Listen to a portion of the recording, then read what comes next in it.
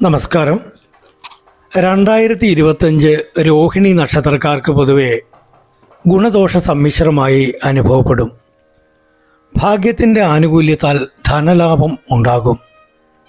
വ്യാപാര മേഖലയിൽ പ്രവർത്തിക്കുന്നവർക്ക്, വിശേഷിച്ച് വസ്ത്രം, വാഹനം ഈ രംഗങ്ങളിൽ പ്രവർത്തിക്കുന്നവർക്ക് ലാഭം വർദ്ധിക്കും. ഊഹക്കച്ചവടത്തിൽ നിന്ന് നേട്ടങ്ങൾ ഉണ്ടാക്കാനാകും.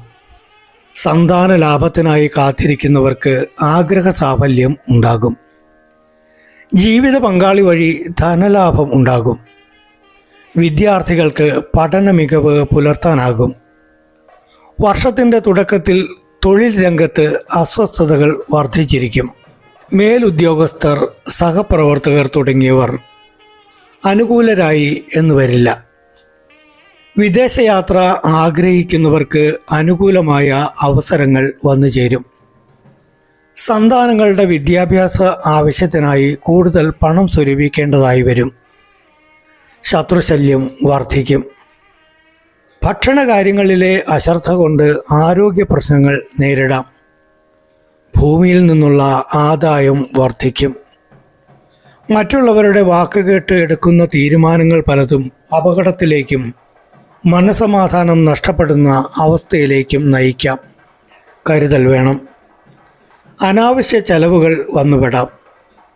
ജോലിഭാരം വർദ്ധിക്കുമെങ്കിലും കർമ്മരംഗത്ത് പ്രകടമായ പുരോഗതി ദൃശ്യമാകും.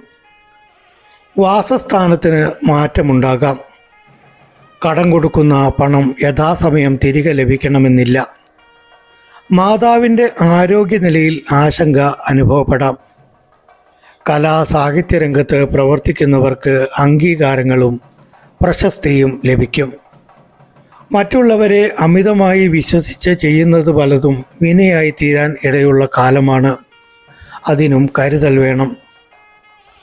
ഓരോ വ്യക്തിയുടെയും ജാതകപ്രകാരമുള്ള ദശാകാലം, അപഹാരം, ഛിദ്രം, ഗ്രഹങ്ങളുടെ ഉച്ചനീച ക്ഷേത്രാധിസ്ഥിതി, ജീവിക്കുന്ന സാമൂഹ്യ സാഹചര്യങ്ങൾ, പ്രായം ഇവയൊക്കെ ഫലാനുഭവങ്ങളിൽ ചില നേരിയ മാറ്റങ്ങൾക്കും ഏറ്റക്കുറച്ചിലുകൾക്കും കാരണമായേക്കാം. രോഹിണി നക്ഷത്രത്തിൻ്റെ നാഥൻ ചന്ദ്രനും ജന്മരാശ്യാധിപൻ ശുക്രനുമാണ്. നക്ഷത്രദേവത ബ്രഹ്മാവും. രോഹിണി നക്ഷത്രക്കാർ ഗുണാനുഭവങ്ങൾ അനുഭവത്തിൽ വരാനും ദുരിതശാന്തി വരുത്തുന്നതിനുമായി ദേവീ ക്ഷേത്ര ദർശനവും വഴിപാടുകളും നടത്തിപ്പോരുന്നത് ഗുണകരമാണ്. ദിവസേന ഓം ബ്രഹ്മണേ നമ എന്ന മന്ത്രം ഭക്തിപൂർവം ജപിക്കുന്നതിലൂടെ ബ്രഹ്മപ്രീതി വരുത്താവുന്നതാണ്. നക്ഷത്രനാഥനായ ചന്ദ്രൻ്റെ ആനുകൂല്യത്തിനായി വെള്ള, ചന്ദനം എന്നീ നിറങ്ങളുള്ള വസ്ത്രങ്ങൾ തിരഞ്ഞെടുക്കുന്നതും ഗുണം ചെയ്യും. ഈ വീഡിയോ ഇഷ്ടമായാൽ ലൈക്ക് ചെയ്യാനും നിങ്ങളുടെ അഭിപ്രായങ്ങൾ കമൻറ്റ് ചെയ്യാനും മറക്കരുത്. ഈ ചാനലൊന്ന് സബ്സ്ക്രൈബ് ചെയ്യുന്ന കാര്യം കൂടി പരിഗണിക്കുക. മറ്റൊരു വിഷയവുമായി വീണ്ടും കാണുന്നതുവരെ നന്ദി, നമസ്കാരം.